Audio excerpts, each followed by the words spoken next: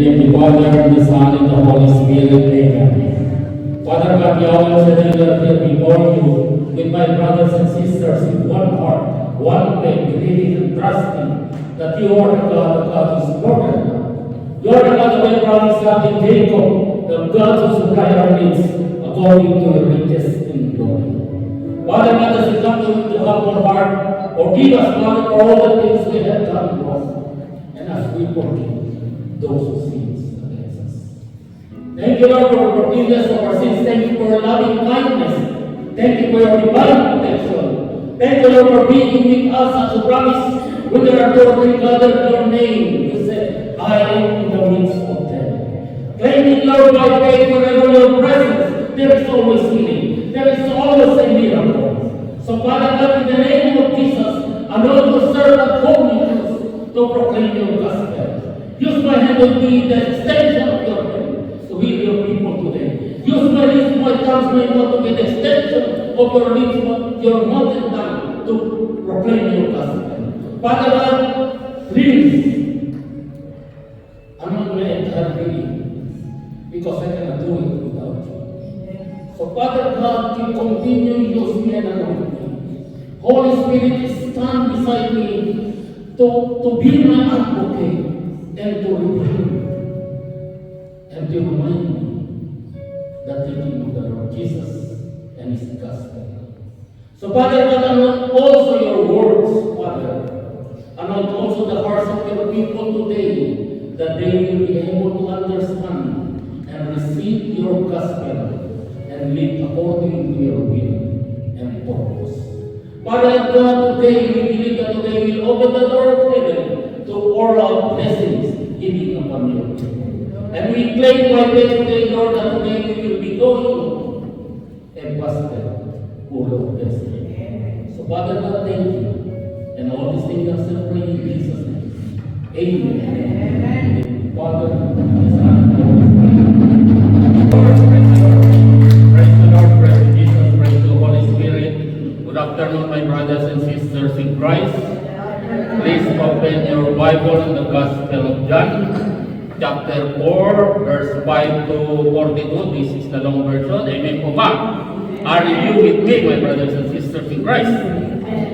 So he came to a town in Samaria called Sychar, near the plot of ground Jacob had given to his son Joseph. Jacob's well was there, and Jesus started as he was from the journey, sat down by the well. It was about noon. When a Samaritan woman came to draw water, Jesus said to her, "Will you give me a drink?" His disciple had gone into the town to buy food. The Samaritan woman said to him, "You are a Jew, and I am a Samaritan woman. How can you ask me for a drink?" For Jews do not associate with Samaritans. Jesus answered her, "If you knew the gift of God who is that asks you for a drink, you would have asked him, and he would have given you living water." "Sir," the woman said, "you have nothing to draw with, the well is out. You have nothing to draw with, and the well is deep. Where can you get this living water? Are you greater than our father Jacob, who gave us the well and drank from it himself, and did also his sons and his livestock?" Jesus answered, "Everyone who drinks this water will be thirsty again, but whoever drinks the water I give them will never thirst. Indeed, the water I give will become them a spring of water welling up to eternal life."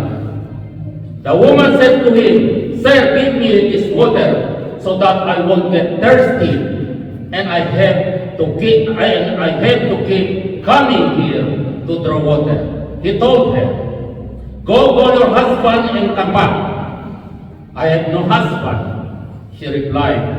Jesus said to her, "You are right when you say you have no husband. The fact is, you have had 5 husbands, and the man you now have is not your husband. What you have just said is quite true. Sir, the woman said, I can see that you are a prophet. Our ancestors worship in this mountain, but you Jews claim that the place where we must worship is in Jerusalem. Jesus replied, believe me, a time is coming when you worship the Father neither on this mountain nor in Jerusalem. You Samaritans worship what you do not know. We worship what we do know for salvation from the Jews. Yet the time is coming that has now come when the true worshippers will worship the Father in spirit and in truth, for they are the kind of worshippers that the Father seeks. God is spirit, and his worshipper must worship in the spirit and in truth. The woman said, I know that Messiah called Christ is coming, and when he comes, he will explain everything to us. Then Jesus declared, I, the one speaking to you, I am he. Just then his disciples returned and were surprised to find him talking with a woman. But no one asked, what do you want, or why are you talking with her? Then leaving her jar of water, the woman went back to the town and said to the people, come, see a man who told me everything I ever did. Could this be the Messiah? They came out of the town and made their way towards him. Meanwhile, his disciples urged him, Rabbi, eat something. But he said to them, I have food to eat, but you know nothing about. Then his disciples said to each other, could someone have brought him food? My food, Jesus said, is to do the will of him who sent me and to finish his work. Don't you have a saying, still 4 months until harvest. I tell you, open your eyes and look at the fields. They are ripe for harvest. Even now, one who reaps draws a wedge, and the harvest a crop for eternal life, so that the sower and the reaper may be glad together. Thus, the saying, one sows, another reaps, is true. I sent you to reap what you have not worked, for others have done at the hard work, and you have reaped the benefits of their labor. Many of the Samaritans from the town believed in him because the woman's testimony. He told me everything I ever did. So when the Samaritan came to him, they urged him to stay with them, and he stayed 2 days. And because of his words, many became believers. They said to the woman, we no longer believe just because what you said. Now we have heard for ourselves that we know that this man really is the Savior of the world. The Gospel of the Lord. Praise the Lord Jesus Christ. God, please tell to your seatmate, will you give me a drink? Anong sagot?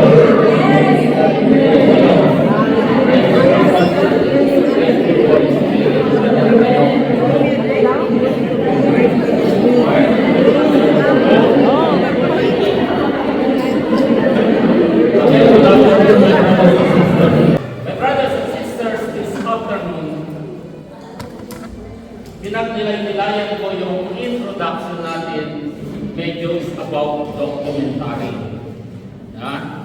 Ito, di ba?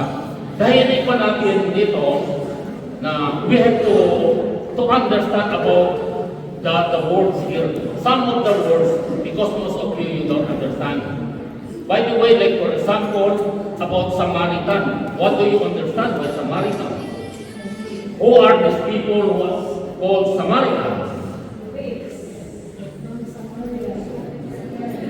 They live in Samaria? Yes. Now, who is this? Like for example, how old is Jacob's well? What is the purpose of Jacob's well? Why Jacob dig a well in this area? Another word also, that we have to understand. The word here and the place here is a Sychar. Amen.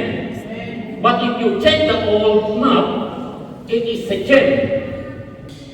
It is Shechem. But now it is Sychar. Why is Sychar? Amen po ba?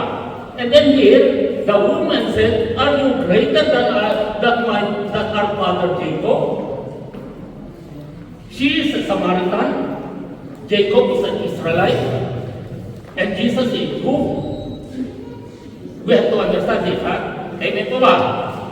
Now, Samaritan, my brothers and sisters, those people, especially who are living in this town or this town, Samaria, are called Samaritan. Those Samaritan people, they belong to the tribe of Joseph. Under the tribe of Joseph, because Joseph had two sons, Ephraim and Manasseh, and this land here that Jacob gave to Joseph, and he also gave to his two sons, Ephraim and Manasseh. That's why they were called the Samaritans. Even though they were called Samaritans, they are also an Israelites. Amen po ba? Why? Because all the tribes of the son of Jacob are called Israelites. Amen po ba? When they left, when Jacob and his family left yung janan niya na si Laban, and there is a night that Jacob wrestled to God. Amen po ba? And God said, "Your name is no longer Jacob, but Israel." That's why all the 12 tribes of Israel were called Israelites. Now Jesus here, and he said, "You are a Jew and I'm a Samaritan woman." Why Jesus was called Jew? Because all the tribes came from the tribe of Judah are called Jews. Nakuha nyo? Praise the Lord, praise Jesus, praise the Lord. Ngayon, ano ang impact dito sa Samaritan woman sa ating buhay Kristiyano? This Samaritan, for all we know, my brothers and sisters, that this Samaritan is a woman who is a sinner. Amen po ba?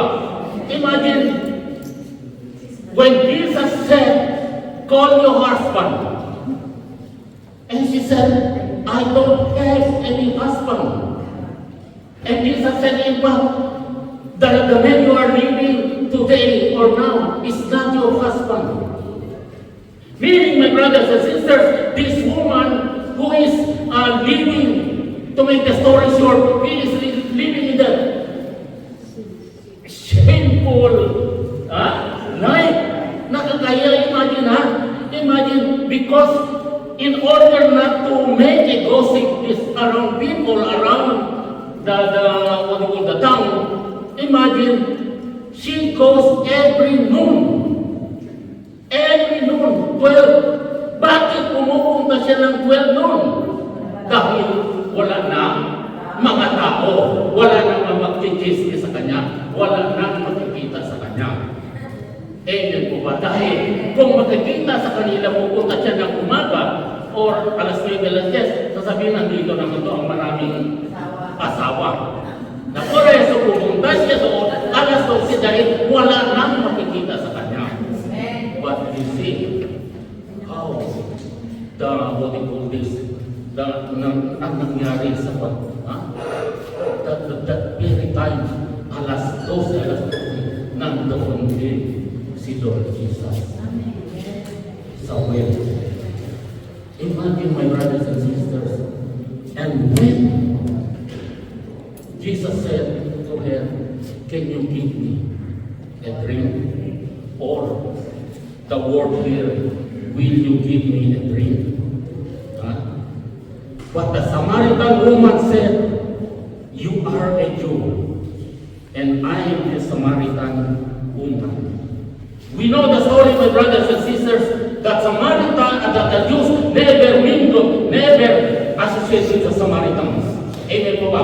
Dahil the Samaritans, they are not a Jew. Even though they are Israelites, but they are not Jews. But here, my father, our father's Jacob. Meaning because he belongs to the tribe of Israel.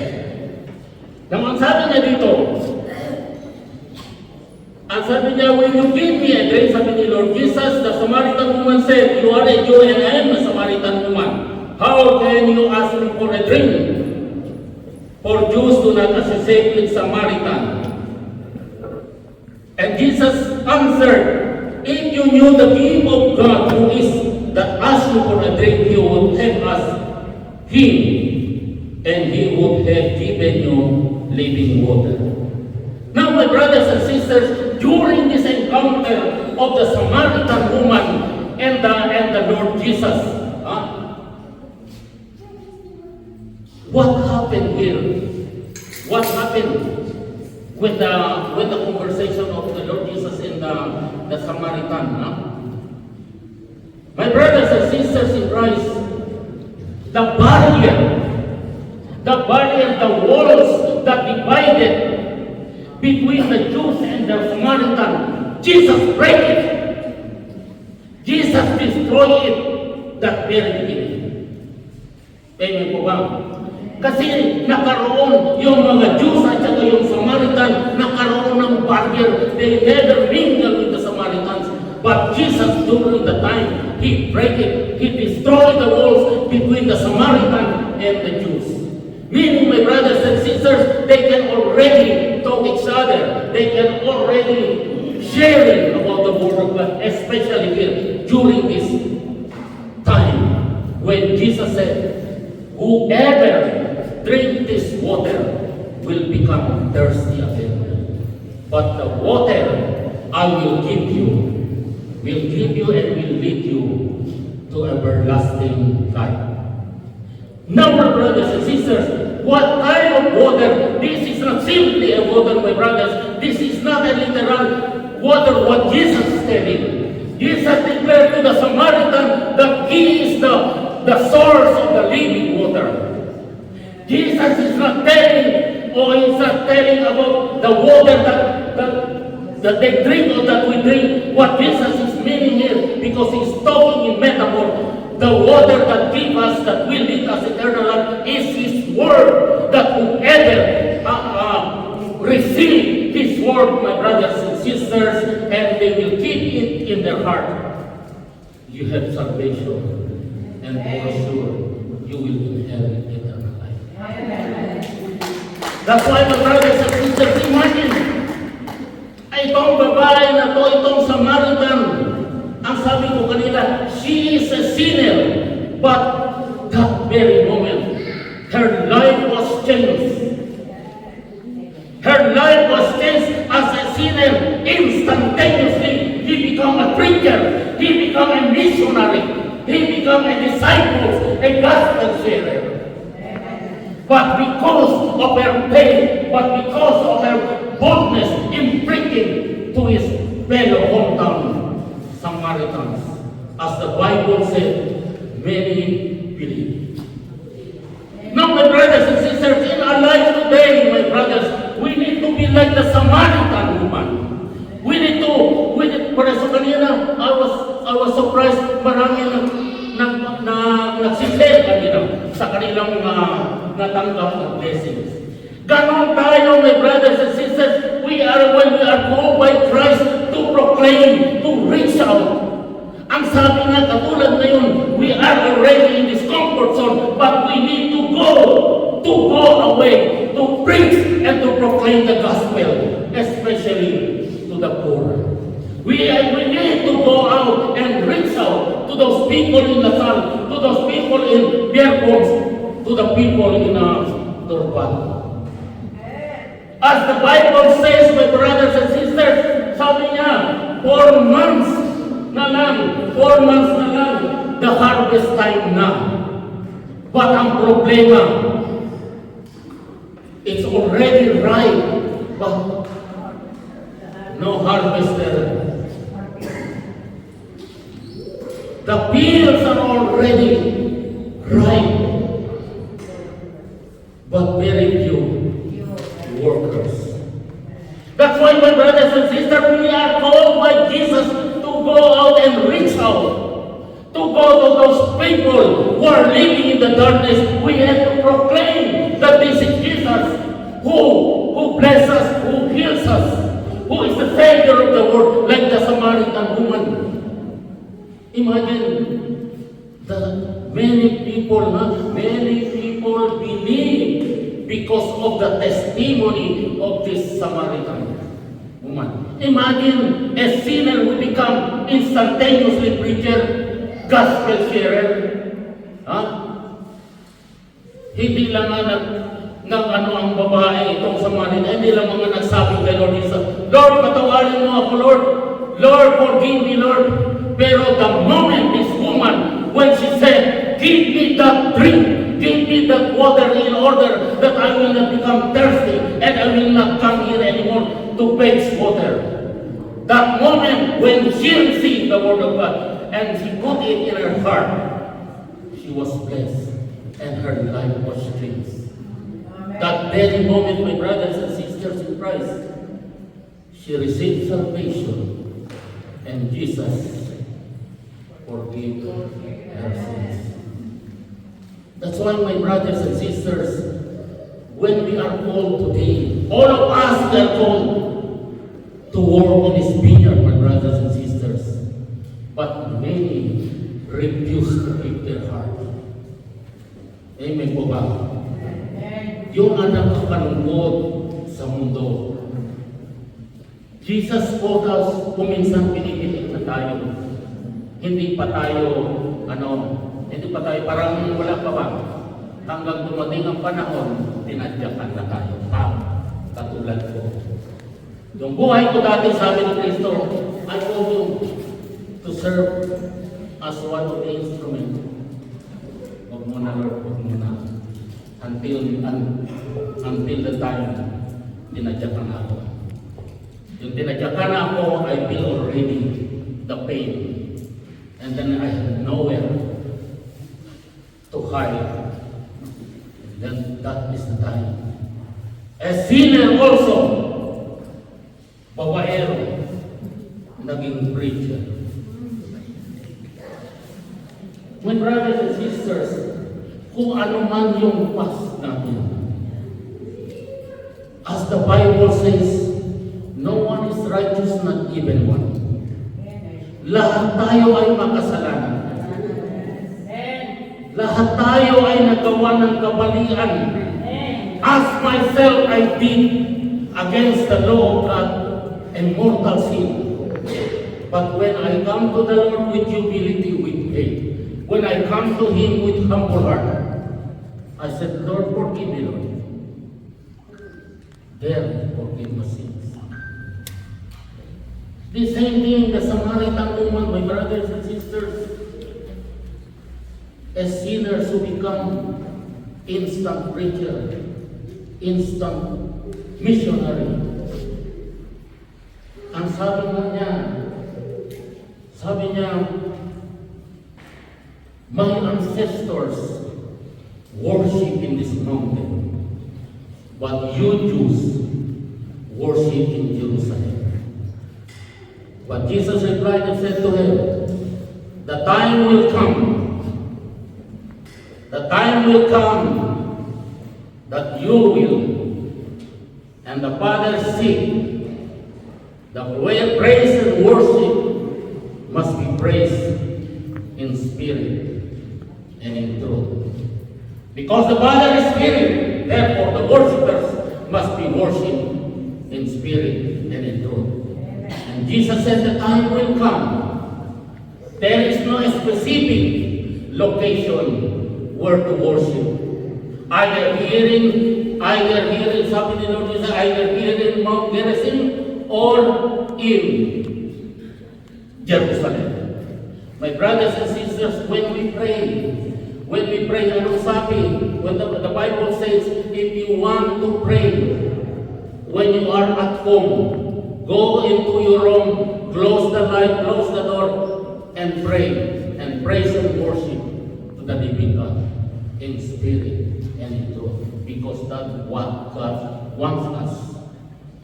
Kasi useless, the truth is, sometimes it's very useless. We go to pagkatapos nagluhod-luhod pa tayo kung ano-ano pa. Pero, pagbalik natin sa bahay, ganun pa rin. Walang epekto, di ba?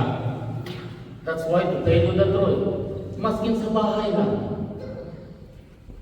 To tell you the truth, one time, I was praying, yung sumakit ang tiyan ko, nasa toilet ako.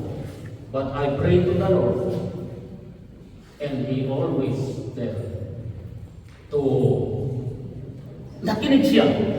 Kasi hindi yan importante. What is important, my brothers and sisters, is when we pray. When we pray, my brothers and sisters, we need to pray a prayer that comes from our heart, not from our mind, not comes from our puso. Ang kailangan daw, my brothers and sisters, that we need to pray comes from our heart. Do you remember the mga previous weeks, yung gospel natin, during the temptation of when the devil tempted Jesus? Amen po ba? Ano nangyari? Ano nangyari? Why? Hindi nadaga si Lord Jesus? Because of prayer. Because of fasting. That's why, my brothers and sisters, tayo din, kung pwede kailangan, unti-unti natin na we have to pray, and unti-unti na natin, i-reduce natin yung pagkain natin. Kailangan natin ang pagkain. The truth, my brothers and sisters, last week, nakikita ko yung mga tao, hindi pa na natapos yung gawain dito, ang mga tao na doon na nakapokus na lang sa pagkain. Sabi ko, ano na mangyayari sa atin? Kunting kwan lang, hindi ba natin pwede na kunting fasting lang? O kunting kwan lang? Wala na, ang choir na kumakanta pa ng final song, pero mga tao nandoon na. Tapos yung iba naman, yung istagat, pag ano kami, pero my brothers and sisters, please. Diyan na tayo. Pagdating sa panahon, my brothers and sisters, may calamity lang, tapos pagkatapos, hindi na natin makakain. We have to pray, my brothers and sisters in Christ. I-reduce na natin yung natin na huwag natin mag-focus lang doon sa pagkain. Yes, ang pagkain kailangan natin yan. Pero that is only for our blessed, my brothers and sisters. Here ang tinutukoy dito, the gospel is not about flesh, but it's about for the spirit. For the spirit, for our future. Because when we die, yes, sabi ko, kailangan natin ng pagkain flesh. But ang sabi ni Lord Jesus, for the flesh profit nothing but the spirit. That's why here, the living water, the living words of Jesus is we need that to accept, to put that into our heart. And then, ang sabi niya, whatever, if you help to the harvest, you will also earn, or you will be rewarded for that wages. For the disciples, or the workers of El Shaddai deserve their payment. Amen. What is the payment, my brothers and sisters? It is a blessings upon blessings, healing upon healing, and most of all, eternal life. Amen. Salvation is granted to us when we work together in the vineyard of El Shaddai. Amen. Praise the Lord. Praise Him. My brothers and sisters in Christ, please rise up your prayer request. Whatever you want to offer to the Lord.